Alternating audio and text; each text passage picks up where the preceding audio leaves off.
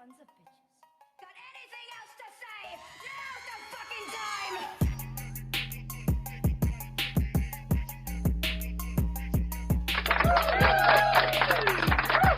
What's going on, ladies and gentlemen? Welcome to the Jake Brown Podcast. I am your host, Jake Brown. That's me. It's Thursday. Hope everyone's having a great day.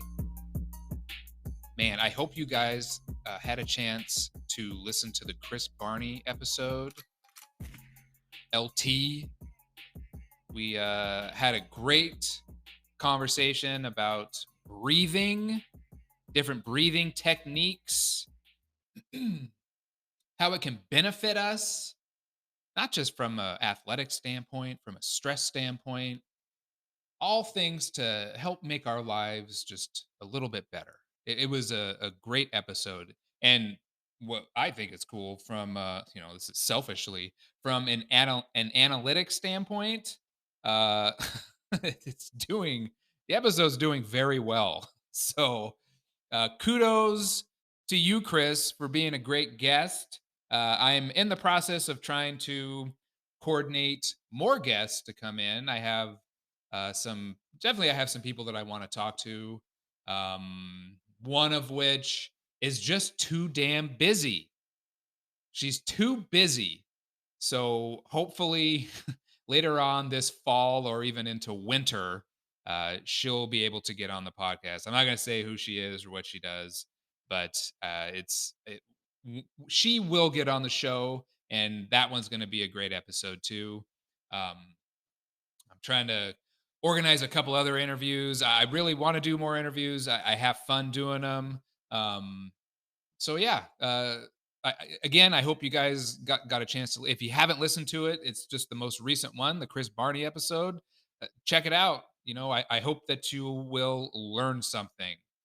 Um, Before I get started today, uh, you know, one of the main inspirations for me even doing this podcast a few months ago, quite a few months ago now, or it might even been last year now that I think about it. I did this Instagram post that kind of summarized my experience getting a colonoscopy, because that's what you do when you hit a certain age in life, because you want to make sure that everything's good. You don't got the cancer. Nobody wants that fucking cancer.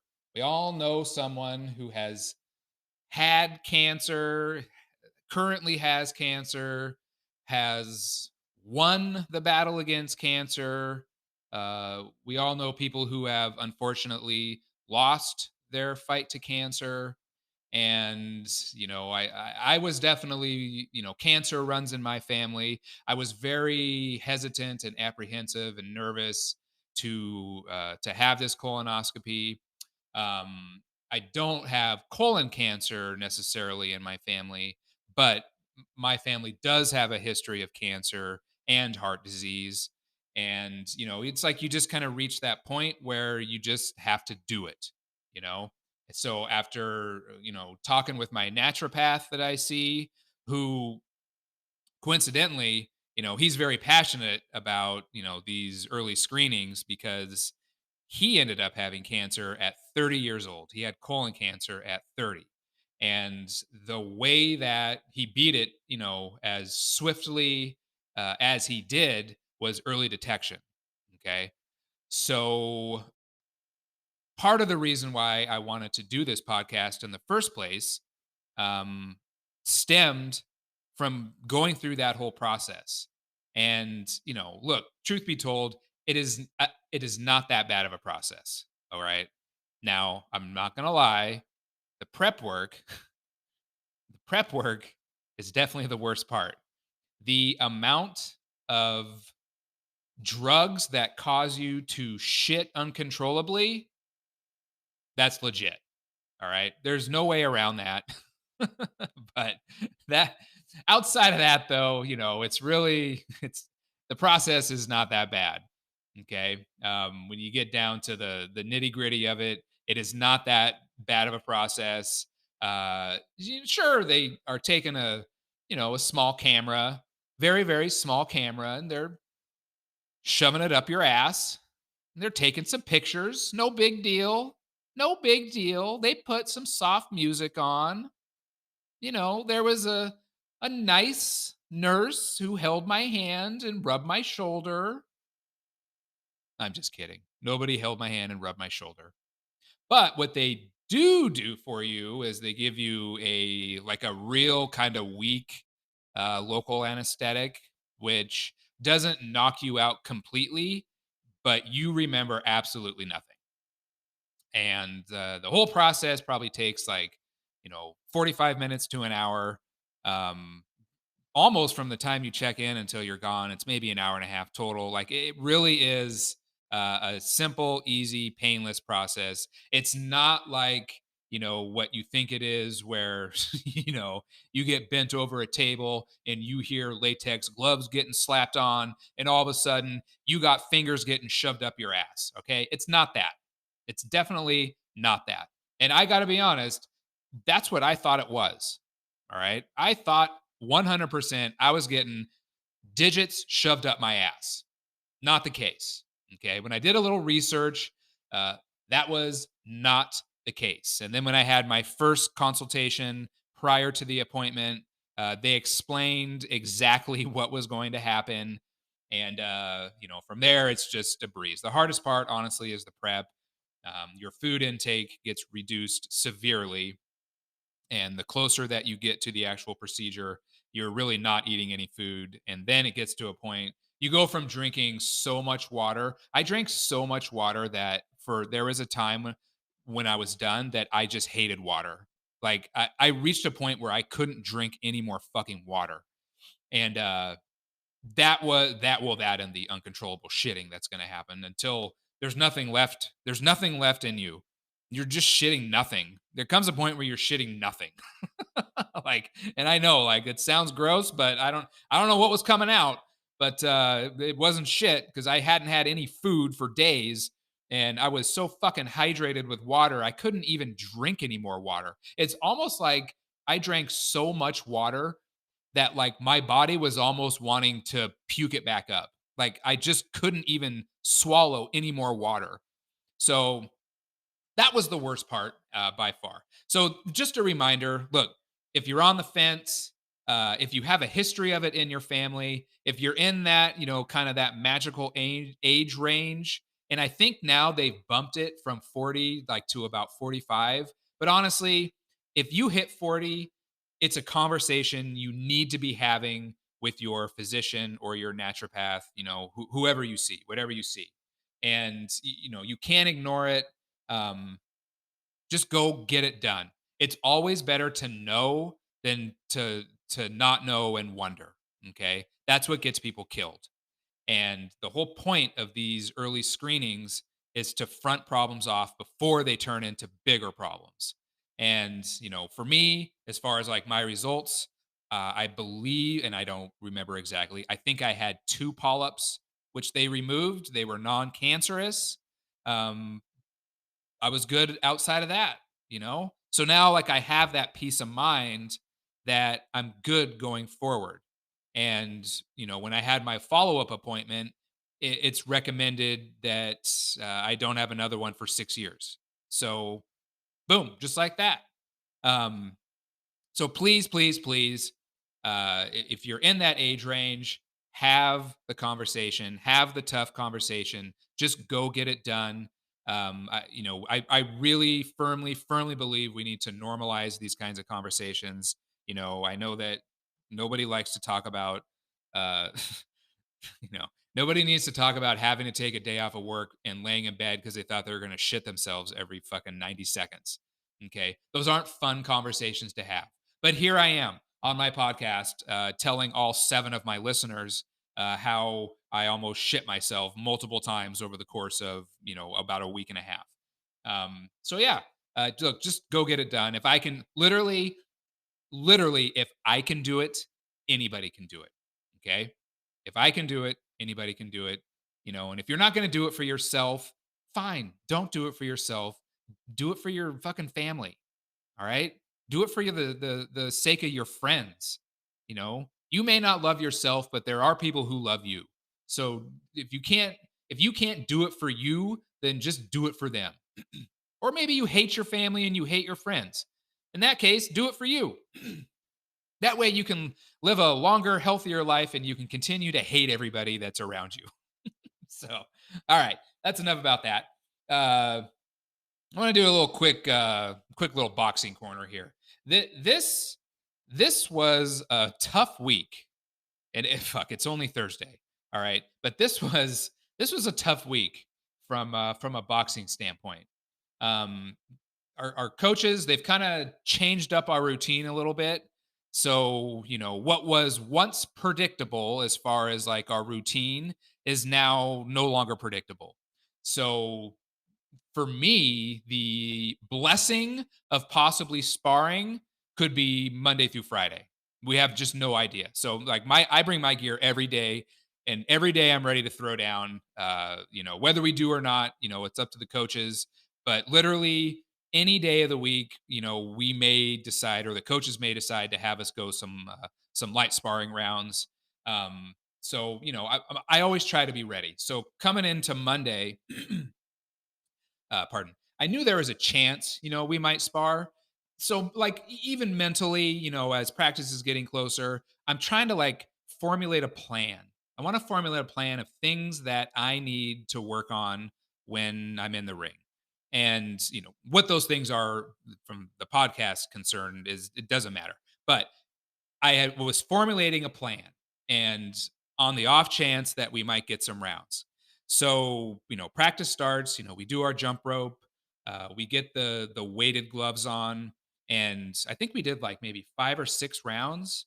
And then he's like, weighted gloves off, just get your regular gloves on, and then do some more heavy bag work for a few rounds. So we probably did like maybe 5 or 6 more rounds on the heavy bag. That was going great. Like I was feeling pretty good.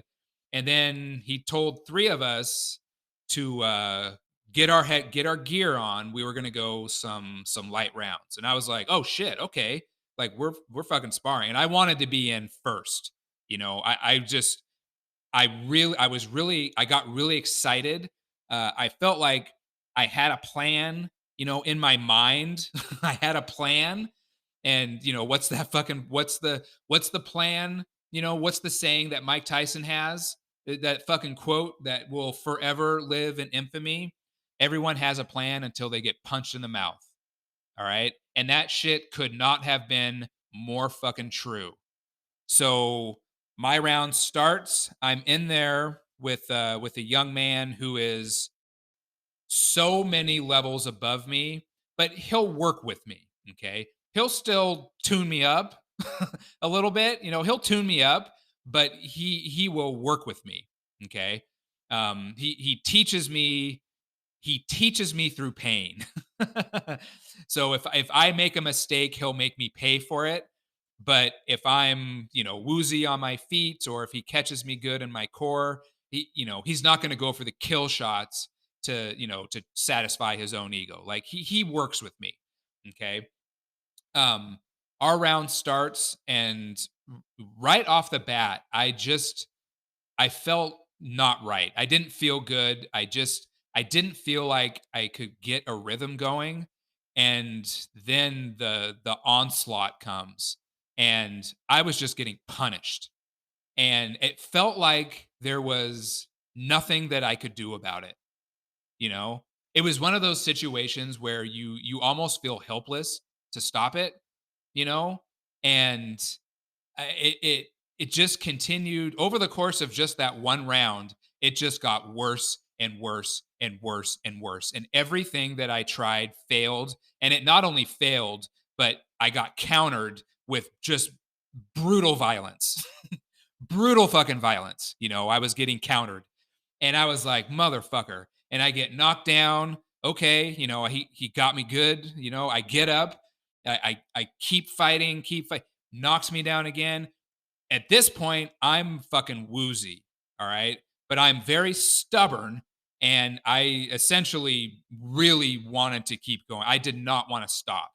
I wanted to survive this round, and I wanted to just get to that horn, get to that buzzer going off when the clock runs out, regroup, and then try again. Now, in hindsight, I probably should know my limits a little bit. And kudos to my coaches. Like they're respecting what I'm telling them. So when I tell them I'm fine, they're giving me the benefit of the doubt. Okay. Partly because I'm not a child. And if a grown man tells you he's fine, chances are he's fine. So I'm fairly certain there was a third knockdown, but honestly, I don't remember. What I do remember is that when the buzzer went off for the end of that round, all I kind of remember is that I heard the Velcro on my gloves being ripped off, and then my gloves were off my fists. And coach was like, "You're done," and I was like, "No, I'm good. I'm good." And they're like, "No, you're you're not good." And so I was done. One fucking round. One motherfucking round. That was the extent of my sparring for that. Like I was planning on getting like maybe anywhere from 3 to 5 rounds in. I was hoping for at least 3 rounds. I got a round, and of that round, I don't think I hit this dude one time. I think I maybe hit him once. I think once. And I don't even know if it was on purpose now that I think about it. I think he stumbled as I was throwing a hook. And I think it just accidentally made contact with him. And we were probably both shocked that I even hit him. And, I mean, shit. Look, we have those days. Okay. But I gotta say, like all jokes aside, in the moment, the emotions that I was feeling were completely fucking overwhelming me. I was so upset with how I performed. I was angry at myself. I was disappointed in myself. I was frustrated in myself. And it had nothing to do with my opponent at all. My opponent did exactly what I expect him to do. Okay. I don't expect anyone to take it easy on me. Okay, ever. I don't want that. That doesn't do me any good. It doesn't do them any good. All right. If I'm in there, regardless of how good they are, like I expect them to make me work. I don't expect them to try to knock me out. Like he could easily knock me out if he wanted to. I don't expect him to be an asshole, but I expect him to make me work, to make me pay for my mistakes, and that's how I'm going to get better. And he did exactly what I expected him to do. He did exactly what I want him to do. Okay? Um all these emotions that I was feeling were all from me, directed inward toward me. Oh, and let me also let's add embarrassment to that list as well. Because when we started sparring, practice was essentially over. It was a pretty packed class. Everyone's there watching, and here I am like a fucking ping pong ball getting knocked all over the ring. And I'm just thinking, what the fuck am I doing in here? You know, and I was so upset. It's like I couldn't think straight. It was just one of those practices that I just wanted to fucking forget. I just wanted to crawl under a rock and just be done with boxing. I was like, what the fuck am I doing? I was questioning, myself. And this is where, Coach Vince and Tank, they both did a great job. Tank he's awesome.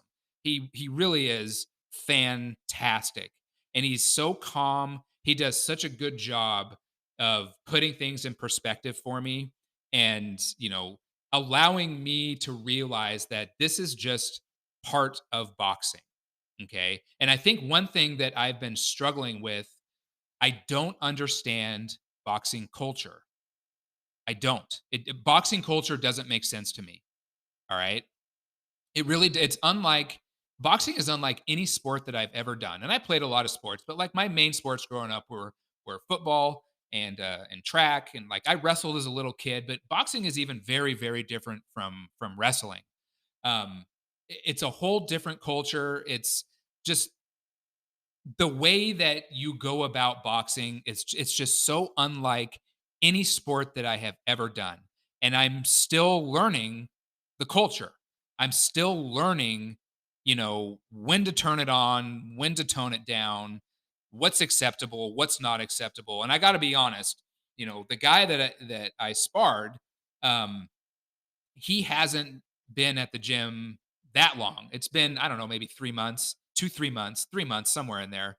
Uh, he brings a wealth of experience for one, okay, and he brings a level of intensity that I feel like our gym was lacking. And having him there has made all of us better. All right. And I think I needed this ass whooping to kind of put things in perspective. And that ass whooping almost helped me in a weird kind of way. It helped me understand boxing culture just a little bit more. Do I still understand boxing culture? Fuck no. Like it probably takes years to really understand the culture of any sport, you know? I mean, it was that way when I raced motorcycles. It was that way with football. It was that way with any sport. There's an associated culture. And, that ass whooping that I took, it it really changed my approach, it changed my focus, it changed my whole mentality toward boxing. And I don't want to say that I had been taking it lightly because I've been taking it serious, and like I work hard, but I do think that I was lacking a certain level of intensity, and as a result I was maybe then lacking uh a little bit of, I don't want to say respect, but I think that I was maybe taking the pain game a little bit for granted because I hadn't really been punished. And that was that one round, looking back, was probably the best thing that could have happened to me. And, you know, nobody wants to get their ass kicked ever in any sport. You never want to get humiliated. Nobody likes losing. None of us that go to Brick 3 boxing or T-Town MMA or, TC Pal or any gym anywhere in the world, none of us are going there to get our ass kicked. None of us are going there to lose. Okay? We all want to improve. We all want to win. All of us want to win, but not everybody gets to win. Okay. But part of this growing process, part of this learning process in this sport, unfortunately, it's sometimes it's getting a beat down. And Monday was a fucking eye opener for me. And it was not fun. But once I had a chance to calm down, and Coach Vince texted me later that night, just to see if I was doing okay. And once I calmed down a little bit, uh yeah, I'm okay. I'm okay from that. All right. I didn't like it in the moment, but it was one of those things that, fuck it, it just had to happen. And it was going to happen at some point. As your level raises, the people you spar are also raising their level. So it's this constant game of, parallel levels that are raising. And sometimes you inch ahead and sometimes you fall behind. And having a chance to be in the ring with someone, as experienced and as technical as LA it's been very, very beneficial for me. But more so, it's just been very eye opening. Just from the standpoint, he brings a different level of intensity that in that moment, I was not prepared for that. Okay. Um, one thing, that was kind of funny. I was, I was, talking a little shit to my girlfriend because she's training for a half marathon. All right. And this was a few days ago, maybe even over the weekend. The weather sucked. It was raining, and she was kind of hemming and hawing about having to go out for her run. And I think it was maybe either a 3 or a 5 mile run. She's at a point now where the mileage is starting to really add up because the race is only about 6 weeks out. Um, so she's kind of, and we're just texting. She's just fucking hemming and hawing about, oh, I don't know, blah, blah, blah. And I essentially, in so many words to her, said, or you can just suck it up and just go get it done, very blunt, and kind of silence on the other end. And I'm thinking, oh, I probably could have been a little nicer about that. And, then she responds with, is this your way of telling me to just shut my mouth and just go run? And I'm like, yeah, it is. Like, this is part of your training. And, you live in Washington. It's not always going to be fucking sunshine and rainbows outside. So sometimes you just got to deal with it. And, I told her, like, hey, man, like, I grew up on the fucking Oregon coast, like, trying to run track and fields, or really any outdoor sport on the Oregon coast is brutal, especially if it's a fall sport or a spring sport. When you're coming out of winter or you're going into winter, they're awful. And I mean, we had some fucking track meets where I thought we were going to drown out there, you know? So, she goes, kudos to her. She goes, she gets her run done, fast forward a few days. And this is now Tuesday morning of this week. So this is just 2 days ago. And she's leaving my house and she's like, hey, have a great day, and good luck at boxing. And I was like, oh, thanks. I'll try not to get my ass kicked again. And without batting a fucking eye, and I don't even think she turned around when she said this, she goes, and I quote, well, this is what you signed up for. And then she just kept fucking walking. And I was like, in the moment, my fucking jaw hit the floor. And I was like, motherfucker. And I didn't even have a comeback. And I'm just like, fuck, she's 100% right. This is what I fucking signed up for. Like, this is part of the sport of boxing, is getting punched in the fucking face, getting punched in the liver, getting punched in the ribs, getting punched in the solar plex. Like, you're just getting punched and trying not to get punched, and while trying to punch constantly. Like, this is a prime example of what I signed up for, you know? And I had no comeback. And I was just like, fuck it. Kudos to you. You called me out on my shit, you know? You called me out on my shit. So being as really still as upset as I was over, how Monday went, like, it really left a bad taste in my mouth. Okay. Like, it left a really bad taste. And I was just fucking itching. I mean, itching, scabies kind of itching to get back in that ring. And I didn't give a shit whether I won, whether I lost. I mean, and I shouldn't look at sparring as winning or losing, but like, whether or not I had success or whether I didn't have success, I didn't give a shit. I just needed to get back in that fucking ring as soon as possible and exchange punches with anybody. I didn't give a shit who it was with. Fucking Mike Tyson could have walked through that door and I would have said, no thanks. Let me find some. But you get my point. Like, I didn't care who my opponent was. I just, for me, for my own peace of mind, and anyone out there who is remotely competitive, who does any kind of sports at all, you 100% can relate to this. When you have a shitty fucking performance and you're angry and you're embarrassed and you just feel humiliated, and you know that you're capable of performing better, but you just didn't step up, you didn't get it done, you didn't perform. Fuck, man, all you want to do is get back out there.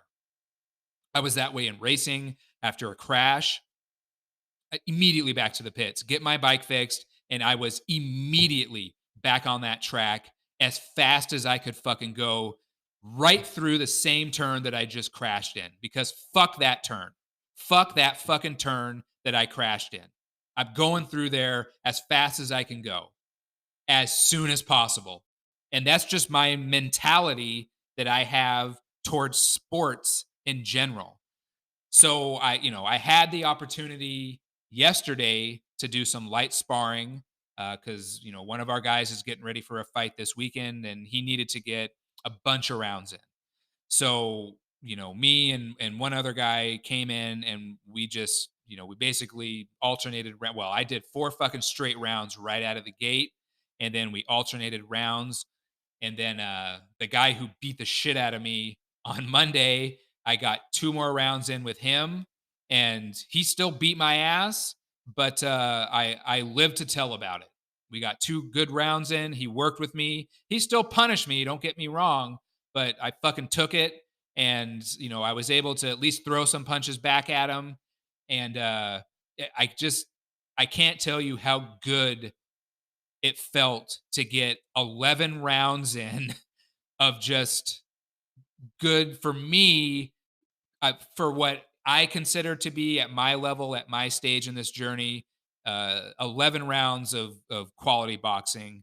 I worked a lot on the things that I needed to work on, and I mean, fuck it. Those were my redemption rounds, and I needed to scrub that taste out of my fucking mouth.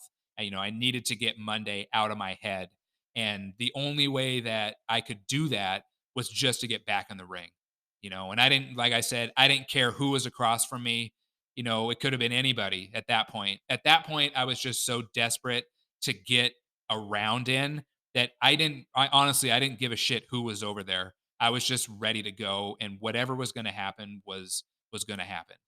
Um, so again, man, like, look, I think the moral of all this, one, if you're going to get into boxing, just know that you're going to have a lot more down days than you are up days, especially in the beginning, especially when you start sparring more. And this is, you know, part of me doing this podcast, like I say in my little intro, before I did my very first episode, this is me documenting my boxing journey. This is me talking about, health related topics to try to get, men and women living a healthier life, a happier life, whatever that looks like for you. I don't fucking know. But, I've got a lot of lived experience from a health standpoint.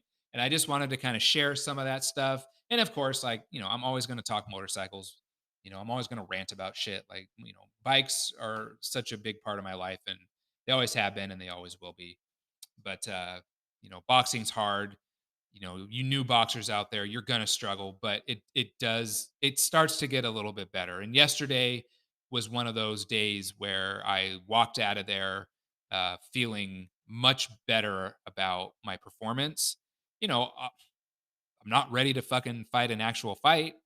Okay. And I'm not ready to go to another gym and spar, like legit spar, hard spar, but I'm getting a little bit closer to those kinds of things. And I'm in no rush. Like, this isn't going to be a career for me. Like, I'm doing this to face my own fears, I guess you could say, you know, like I'm doing this for me. Like you don't sign up for boxing or jujitsu, or Muay Thai, or whatever discipline. You don't sign up for that kind of shit to be cool. Like, you need to have a fucking legitimate reason. And like, boxing fucking scares me. Like, it scares me in a healthy way. And I face these fears that I have every fucking time I get in the ring, and it's making me better, it's making me stronger. And that's my reason for doing this. Is I just maybe I got my own demons I need to face, and this is one way that I'm finding that I can do that. But if you're thinking about joining boxing, man, like I said, just know you're going to have a lot of tough days, and you're going to question whether or not you should be in there doing it. But stick fucking with it. It definitely gets better. um God, I've got such a great group of, and I call them teammates. They're awesome. Everyone's so supportive. Everyone's pushing everyone, and not everyone has the same goals. My goal, as far as I'm concerned, the young guys, and that's everyone that's fucking there because I'm so old, they're the priority to me, and I want them to get the best work possible because they're trying to do something with this, and I have no idea what their future holds, but they're busting their asses, and they want to try to do something serious with boxing, and that's not me. Okay. I'm way past that point in my life. Um, So anything that I can do to help them, I always try to do. And then I'm grateful for whatever rounds I get sparring, and I'm grateful for whatever rounds I get with Coach Honey on the mitts. Um, I'm having a blast. So, you new people out there that are in the same position as me, fucking stick with it. Be nice to yourself. Lean on your teammates.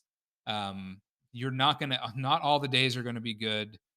You're gonna have a bad day every fucking week. Every week you're gonna have a bad day, and some days are gonna be really bad. Okay, Monday was a really bad day for me. Physically, emotionally, mentally, just across the board. Monday was a fucking Monday for me, and I'm real happy that yesterday went, for me as well as it did. Uh, I learned a lot. I still got punched in the face a lot hard, but I was able to land some punches, and it's just like I felt more like I was actually boxing, and it made me happy. So that's my little boxing corner for today. Uh, okay, look, obviously, you know where we're going now. Okay, I'm talking some fucking MotoGP. I gotta talk MotoGP. And here's the thing: they raced in Jerez in Spain, the Spanish Grand Prix, I guess. If you're from the UK, they say it a little different. Um, wow, wow. That's all I can say is wow. Okay, and here's I didn't want to do a podcast right after that race and talk about it because I just needed it to sink in a little bit. And I kind of wanted to hear some other people's perspective on it to see if like I was fucking crazy or not. Like am I fucking crazy for thinking that the sprint race, although it was exciting, it was not a good race at all. Honestly, it was a terrible fucking race. And it was a horrible example of the product of that MotoGP is. All right. Now that doesn't mean that it can't be exciting. It was an exciting 10, 11 laps. That fucking race was one of the most exciting races that I've ever seen. It was not a good race. That was not a good look for MotoGP. All right. When you have 14 people crash out of a 22-person grid. And granted, there were, multiple riders were able to, get their bikes going and they rejoined and they finished. Uh, that's not a good look. That's not that's not the kind of product that you want to put out, especially when Liberty Media has just purchased MotoGP from Dorna, which is supposed to be final at the end of this year. Uh, that's not the foot that you want to put forward, okay, when you're trying to get one of the biggest markets on earth, the US market, and Liberty Media is a US media company. That's not what you want to put out there first. All right. Now like I said, that doesn't mean that it can't be exciting. That was exciting. And if you go back and you watch that, you're going to be like, oh my God, what is this fucking circus going on out here? Is this motorcycle racing or are these bowling balls in a bumper lane? Like, what the fuck is going on? Uh, they are not mutually exclusive. Both can be true. Okay. Bad race. That was exciting as well. Okay. Uh, it was a drying track. There were one thing that, if you've never raced, when a track is drying, water can and will soak into the race surface. Well, as it's evaporating, it starts to come back out to the surface and then it dries and evaporates and goes away. So this was happening more in more places than others around the track. And I mean, in one turn, we had first place got through, second, third, and fourth place crashed out in the same turn all at the same time. And then one lap later, Maverick Vinales, who was in fifth place, crashed out. Otherwise, there were crashes all over the fucking track. The angle of the sun was hiding these wet patches that were right on the fucking race line. Literally, if you're an inch off of the race line, an inch, literally an inch. And you have to imagine here, the contact patch of a motorcycle tire is about the width of a credit card. Okay.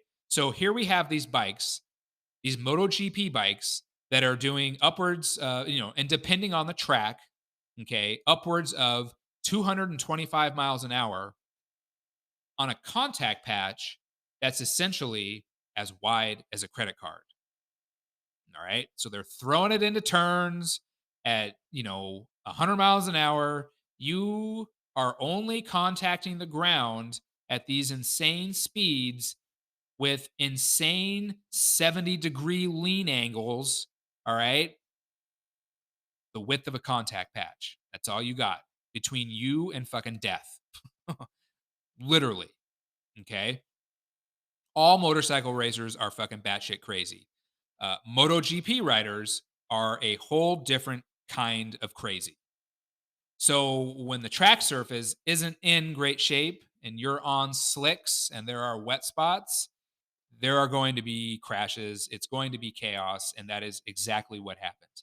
So again, I wasn't in the moment. I was like, man, that's crazy, and maybe I got a little sucked into the emotion and I found myself in the moment thinking, God, that was the coolest race ever. But once I kind of calmed down and thought about it, yeah, that was not a good race. That was not what you want to be putting forward to, the American audiences that you're trying to promote the sport to really get it to take off. All right. That was not good. Personally, I would like to have seen them delay the race, and I don't know what time it was in Spain. Typically those races start, around, I don't know, anywhere between noon and 3 in the afternoon, but had they delayed it maybe an hour, since it's clearly a drying track, like that would have been ideal. But when those 3 riders all simultaneously crashed out, that fucking race should have been red flagged right then and there. The race should have been stopped.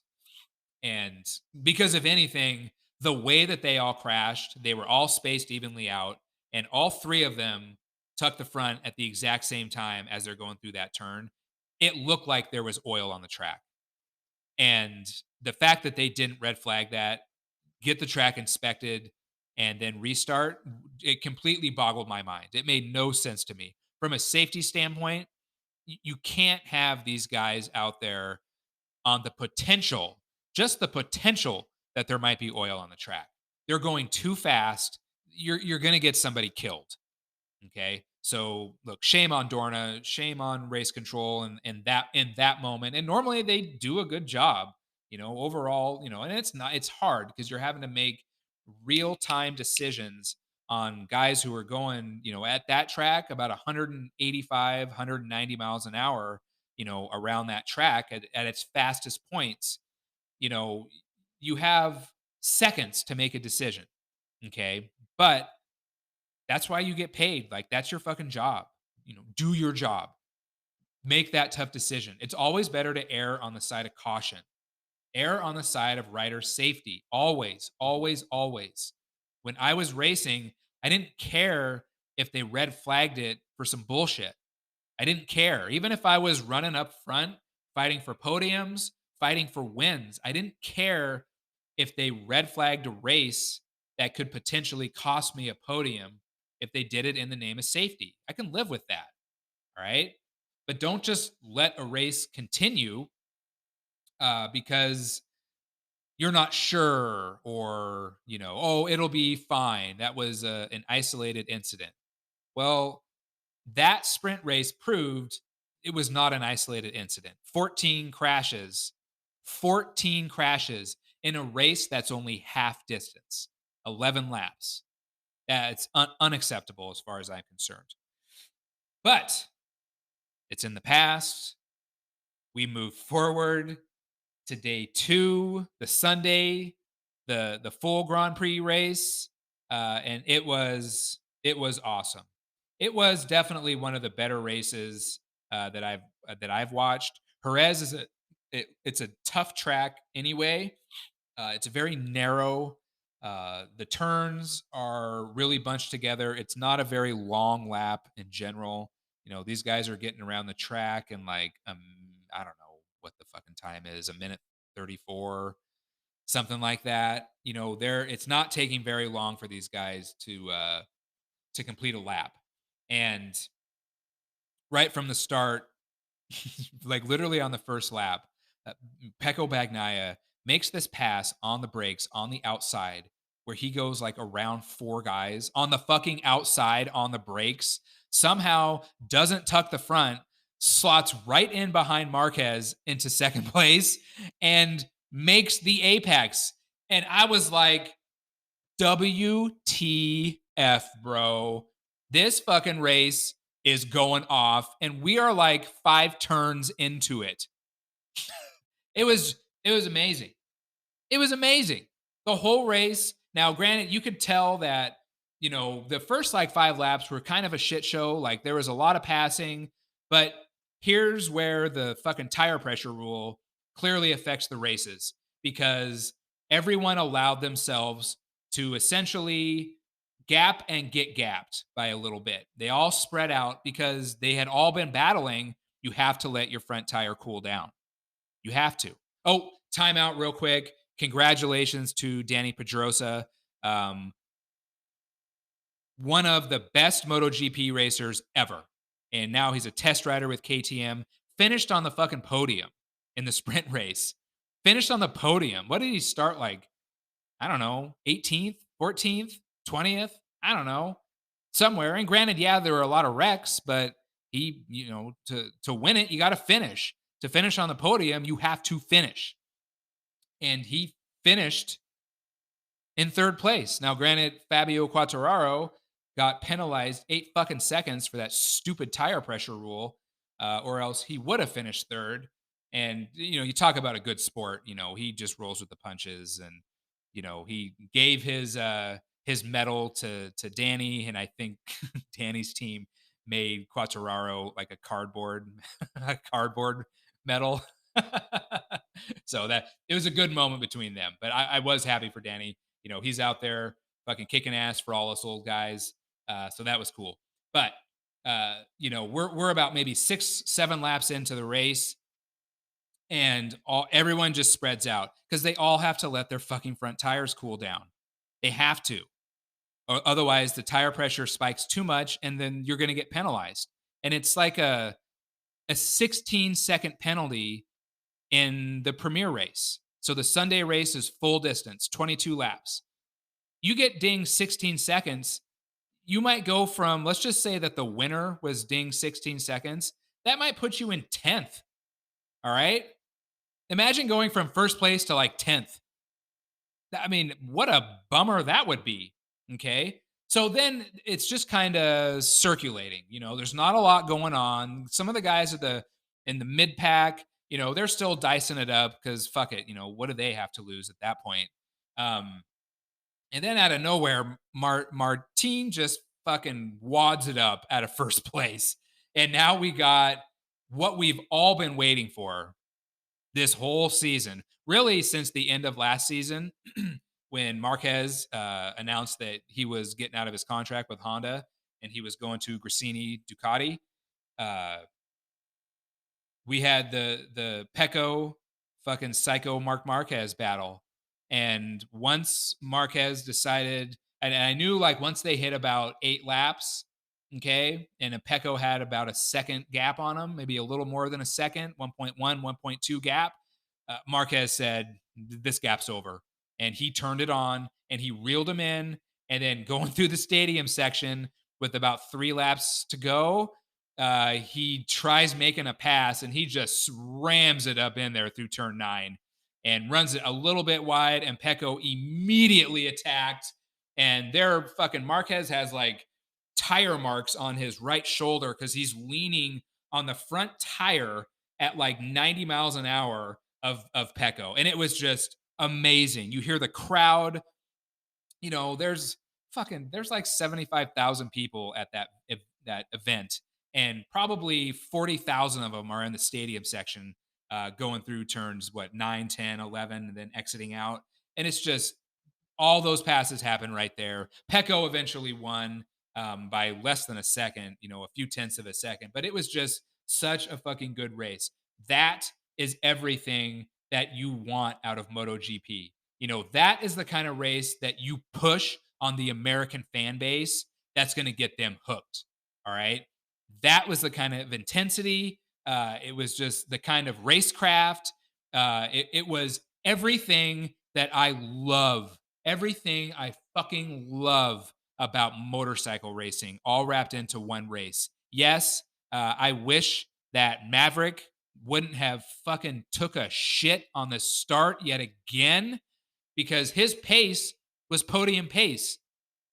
He's so goddamn fast, but he cannot start. He cannot start that Aprilia, you know? And it's so frustrating to see someone so talented not be able to get his starts down. And then, of course, it sucks that Martin crashed out of the lead, because honestly, if we could have had the Pecco, Martin, Marquez, Maverick, and the Beast Bastianini up there, uh, man, that would have been awesome. And Bezecchi was in third, but he was so far behind first and second, and then so far in front of fourth that he was at a track day. Poor Bez, man, he just didn't quite have the leader's pace, but he definitely had pace on fourth place. Um, my guy, my favorite guy, Pedro Acosta, terrible start.